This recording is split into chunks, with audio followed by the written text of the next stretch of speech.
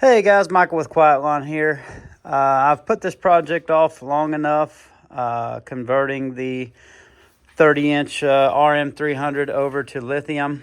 As I said in a previous video, these mowers are great, but they come with lead-acid batteries, and lead-acid batteries tend to deteriorate and not have nearly the life cycles of lithium or lithium iron phosphate, which is this battery.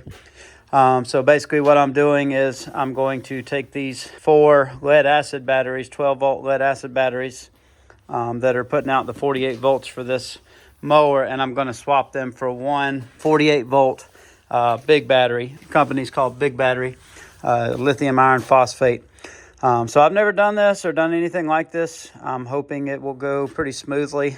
But the reason I didn't do it sooner was because this mower was working fine, and the batteries had plenty of runtime.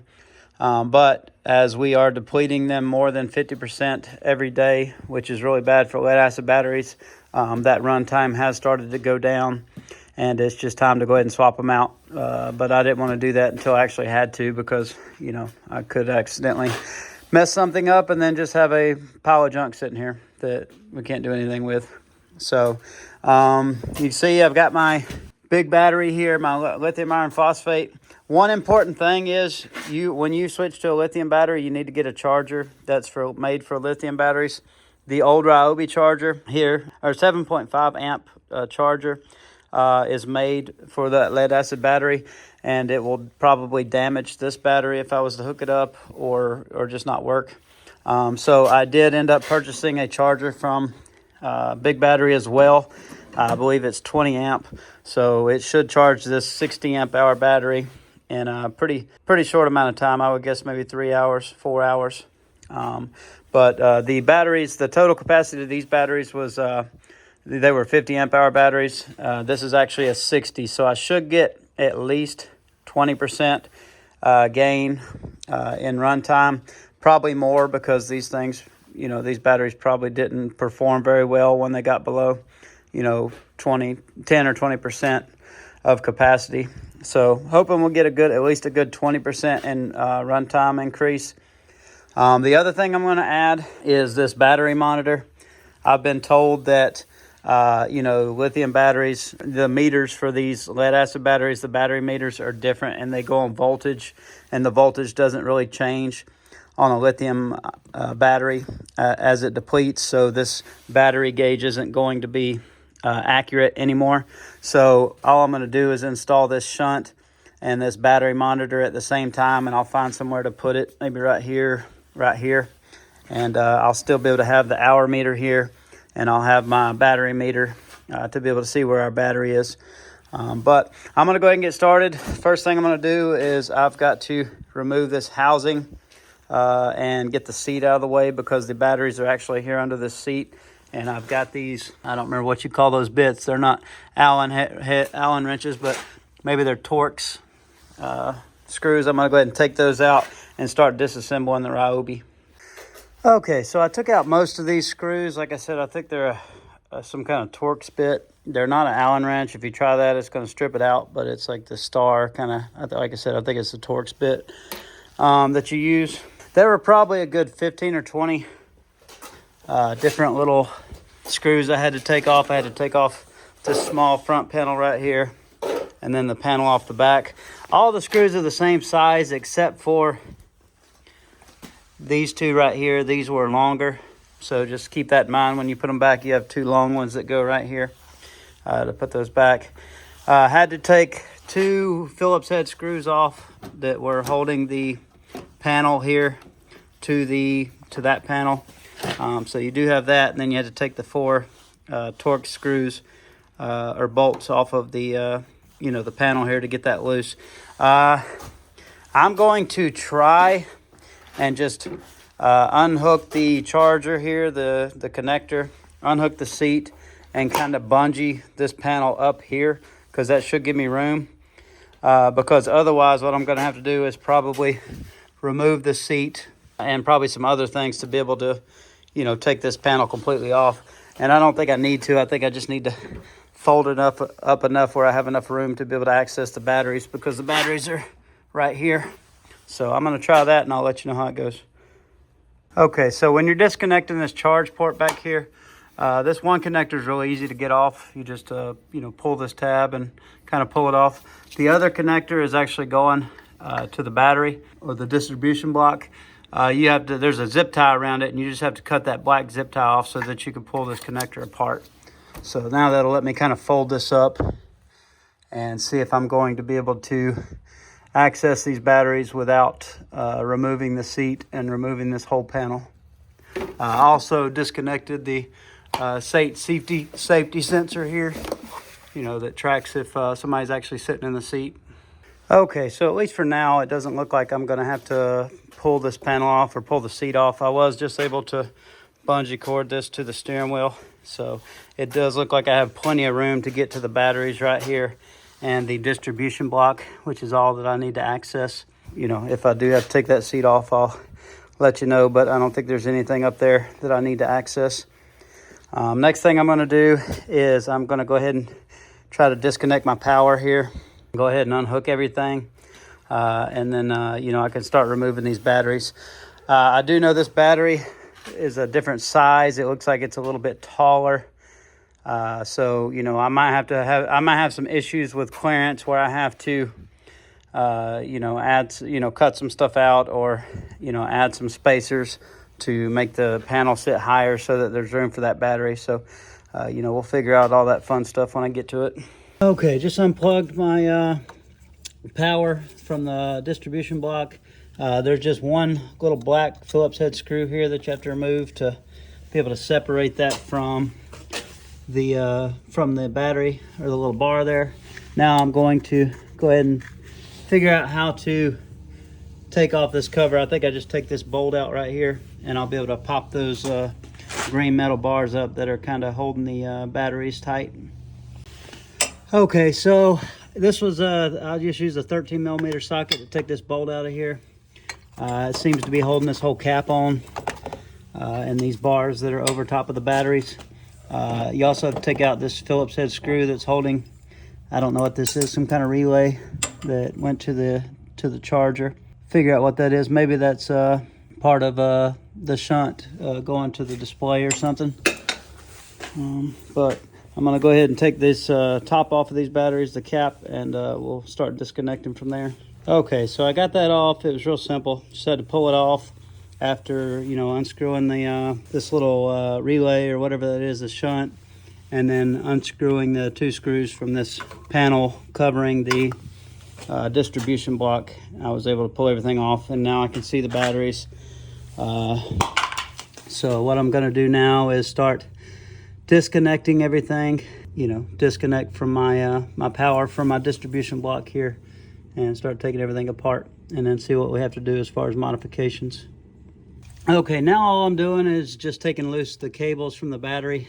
I disconnected my power here, and I kind of took that wire to the side. Now I'm just taking out these Phillips head screws one at a time. You just pull these little rubber covers over the top of it. And just be careful not to touch your screwdriver to the other ones and touch it to the metal here on the mower. Just be careful and just take the screws straight out. You should be fine. There won't be any sparks or anything, but if you have your screwdriver here on this screw and you're leaning it against this metal and you ground it out, you're gonna have some sparks and it's gonna scare you a little bit.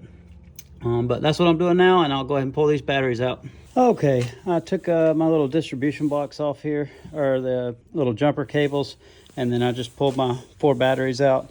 This is a pretty short process so far. I figure, I've probably been doing about 20-25 minutes on this project, so it goes pretty quickly. Now it might slow down because I need to see how well that battery fits in this compartment. And the problem is there's this little bar here in the middle, but this battery looks like it was made with a slot right there. I don't know if this is made to retrofit this type of situation with like golf carts, but I'm going to try to sit it in there. It looks like that's a little bit wider than that gap, but might get lucky and it might fit in there perfectly. Okay, so got very lucky. This big battery, this particular model is a Double Eagle 48 volt 3.06 kilowatt hour model. But I'm guessing these things are made specifically to for this kind of project, to swap out smaller 12-volt batteries for a single larger battery, like on a golf cart or on a mower, because it's already made with that slot in the middle that's designed to fit over that divider there. So it actually fit perfectly. The width, I had about an extra maybe 3/8 of an inch, maybe even a ½ inch, and it seems like it fits pretty well.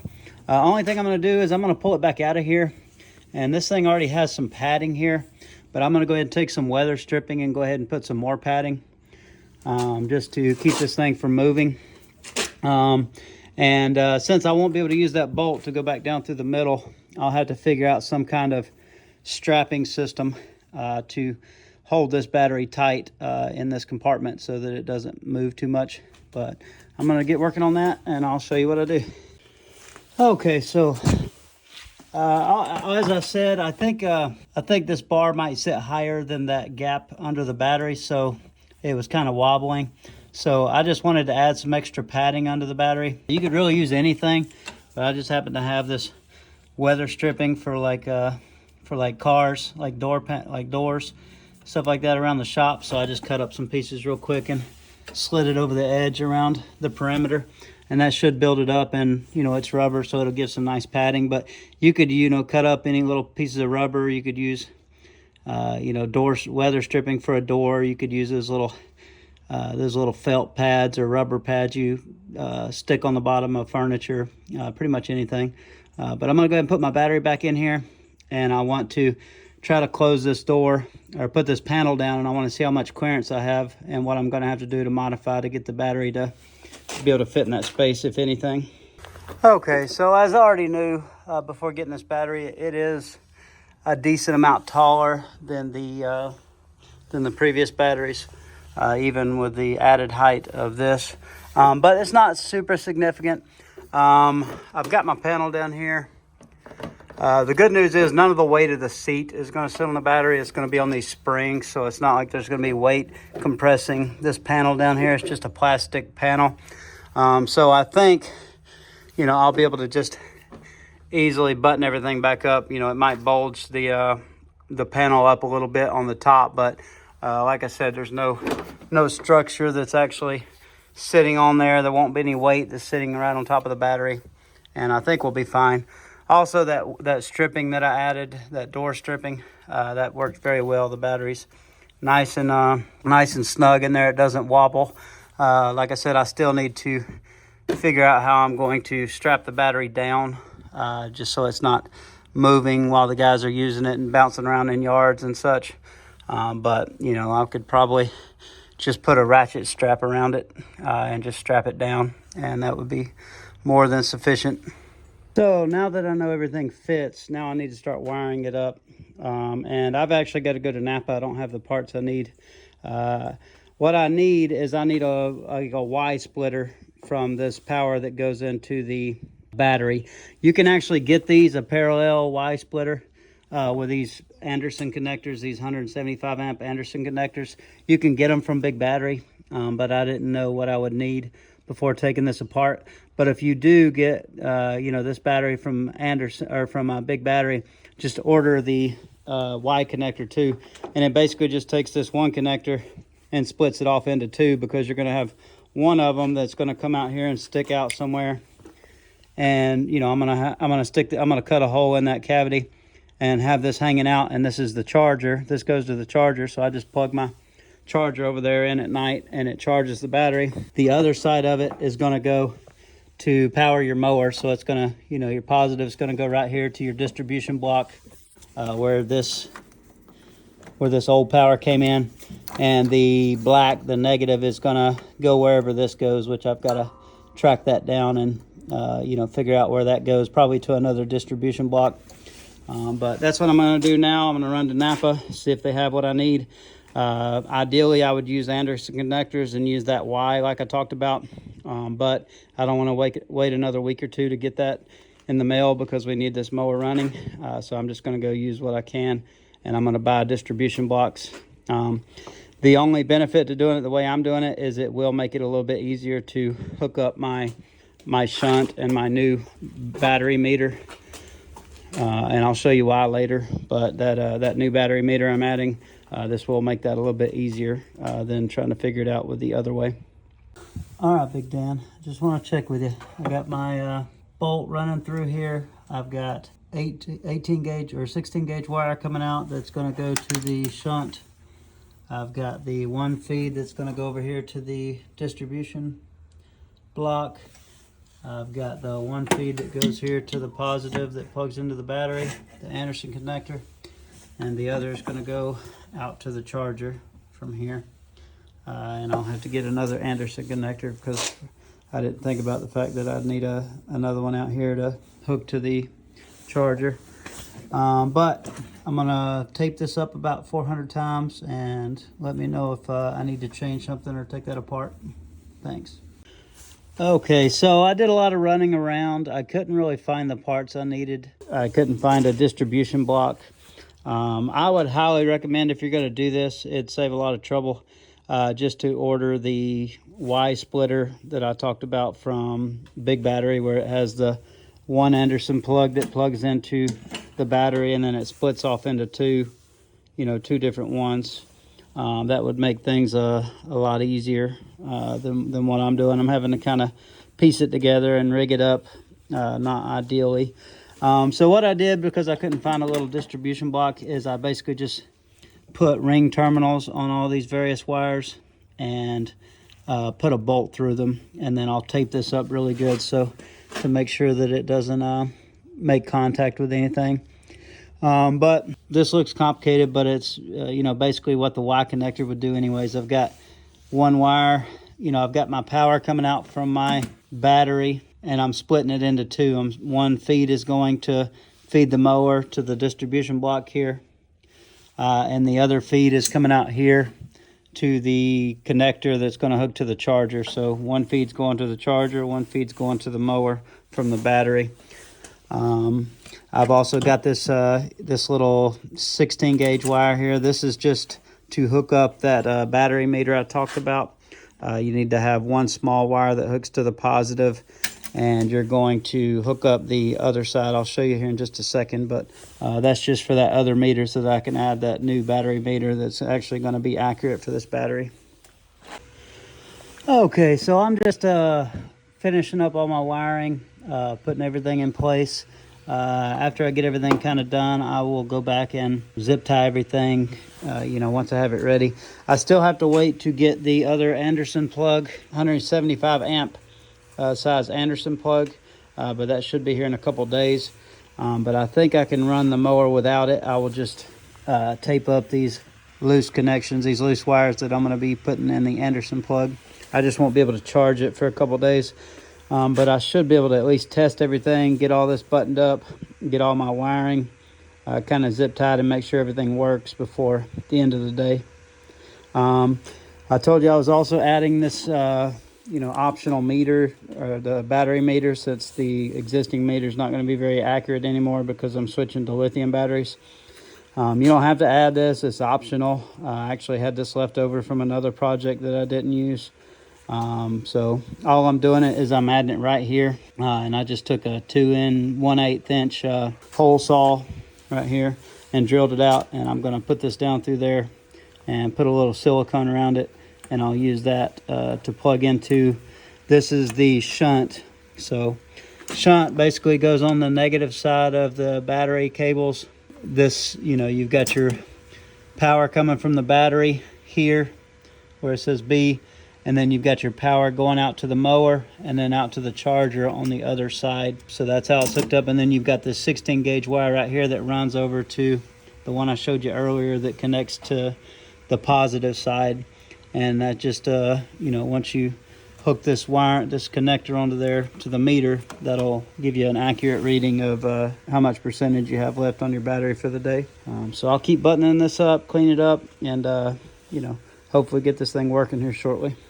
Okay, guys, so we stopped working on the Ryobi yesterday because we came to an issue with some kind of safety switch that wouldn't allow the mower to come back on after I changed the battery. After posting on one of the Ryobi riding mower Facebook groups, which are awesome, it's great to have a resource like that. One of the guys, Greg, was able to help me out, so I really appreciate it, Greg. But what he said is this relay is to make sure that power doesn't go to the mower if the charger is plugged in. So this connector right here, what he said I need to do is twist these this red and yellow together. So what I'm going to do is just put in a temporary wire here. I'm going to take this connector loose and just bridge those two wires with a little short piece of wire, and I'm going to see if that solves the problem and the mower starts. If so, I'll make it a little bit cleaner and button everything up and get it going.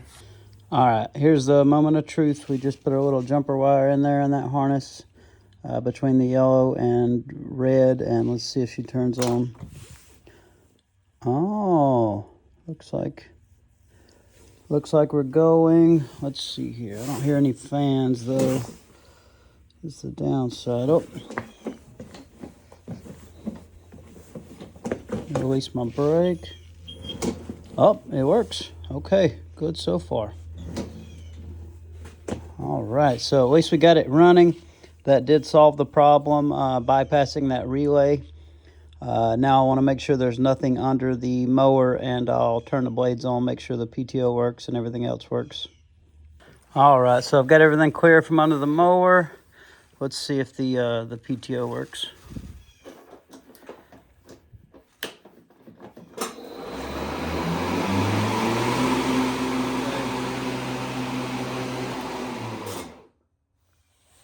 Okay, blades sound like they're working. Sound a little bit different on startup and stop, so I don't know if that's normal, but I'll check under there and make sure everything's fine. But don't know if that's because of the slightly different voltage or what, but seem to be working. So now I'll start buttoning everything back up and getting my wires where they go and zip tied up, and then we'll start putting it back together. Okay, so now that I figured out that relay was the issue stopping, the mower from starting, all I did was I tracked where the yellow and wire were going into to the other side of the connector that goes to the mower, and I kind of opened up this, cut off this protective rubber here, and I could see that the yellow and red went into these two green wires. So all I did was cut these two green wires off, and then I, just spliced them together with a butt connector. I'm going to test it one more time just to make sure that it still works, and if everything works, I'll go ahead and start zip tying all this stuff up. I'll bundle this harness up and zip tie it back here around the rest of the wiring harness, and go ahead and start zip tying all my other power cords and things to the frame so that they don't, get in contact with moving parts. Okay, so I'm just buttoning everything up. Getting everything zip tied to the frame and kind of out of the way. If you're really OCD, I'm sure you'll do a much better job than me on this, but my main goal is just to get everything up, get it out of the way of moving parts, which there aren't many on an electric mower, which is great. So you can see I kind of zip tied my cables up for my new battery meter.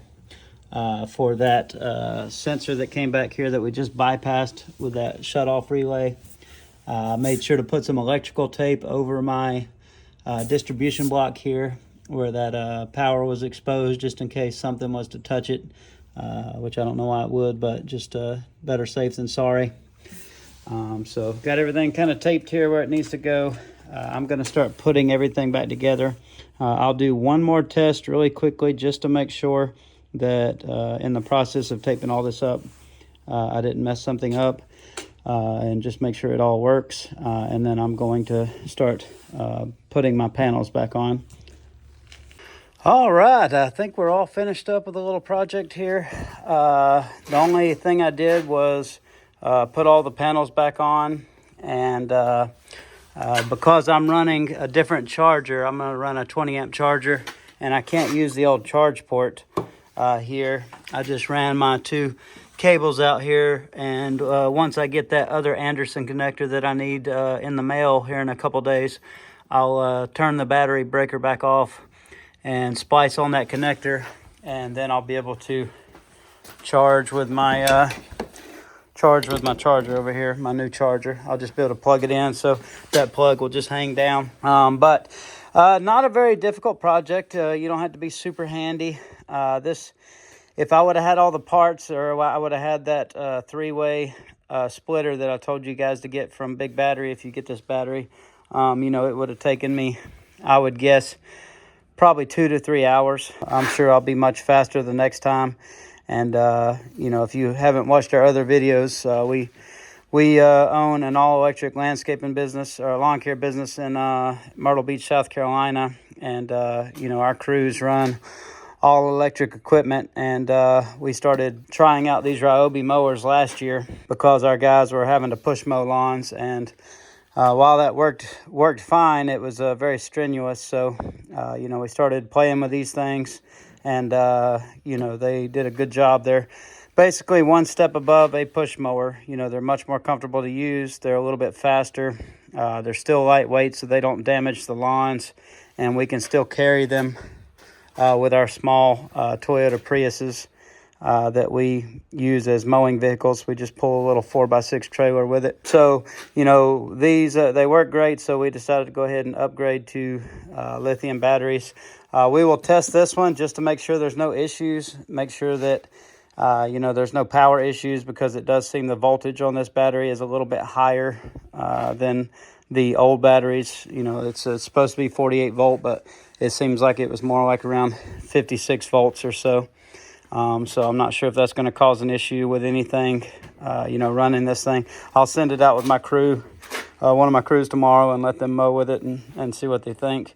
But if you're a homeowner, would I go this route? Probably not, as far as the big battery, because it's much more expensive than some of your cheaper lithium batteries that you can get on Amazon. You know, for us, we run these things probably 500 to 600 hours a year. You know, we're mowing, you know, the average homeowner probably doesn't run theirs 20 hours a year. So we are putting a lot of hours on these things. And, you know, the benefit to the big battery is it has a 10-year warranty. So, you know, we can basically get thousands and thousands and thousands of charge cycles off of this battery. And, you know, it'd still be under warranty.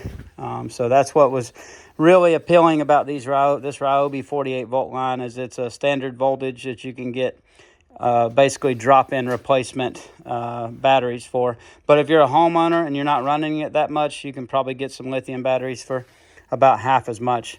Like I said, I think it was right under $2,000 for the charger and the battery, maybe about $1,900, probably plus another $50 or so in you know, for that splitter cable or whatever they charge for it. But you know, we're going to test it out now. It did fit every direction pretty easily. The only direction it didn't really fit was, you know, it's a little bit tall, so it's just kind of pushing this plastic cover up a little bit. But there's no issue, because there's no weight on that. It's not like the weight of the seat is sitting on that. The weight of the seat is on these springs, which is on the frame. So really, that's just a plastic shroud, and you know, I'm not concerned at all as far as that touching the top of the battery. But I'll take it out real quick, test it in the yard, and you know, that'll be the end of the video. Okay, so I took it out for a test run for about 10 minutes to mow the lawn here at the shop, and it worked very well. I had no issues. The only thing that concerns me is there's the mower, the blades seem to abruptly start and stop, whereas before, if I remember correctly, they would kind of ease into starting up and kind of ease off when you turn them off. They wouldn't immediately just stop. But don't know if that was just me perceiving that, because I really don't use these mowers a lot. My employees do. But otherwise, it cut great. It ran great. Had no issues. I'll send this one out with one of the guys tomorrow, and you know, make sure everything works. But yeah, easy project. Didn't take, like I said, wouldn't take probably 3 hours if you had all the stuff to start with. I will post links in the description of this battery, this model battery that we got from Big Battery, the Double Eagle, and the charger that we got from them as well. And like I said, if you do plan on doing this project and using this big battery, which is a great battery, but it may be overkill big time for for you if you're a homeowner. It's a really good battery. It's got a 10-year warranty as opposed to 5, which is most of the ones you get on Amazon or some of the cheaper LiPo 4 batteries. But, you know, I understand that not everybody needs that. But thanks for watching. I hope this helped some of you, because I know that there were no tutorials out there for the RM300. I know there's a lot for the RM480, but just wanted to post one for this for you guys to be able to do if you want to do your own conversion. And you know, this will be nice for training our guys, because we're going to have to convert probably at least 2 more of these this year over to lithium. But thanks for watching. Have a great day.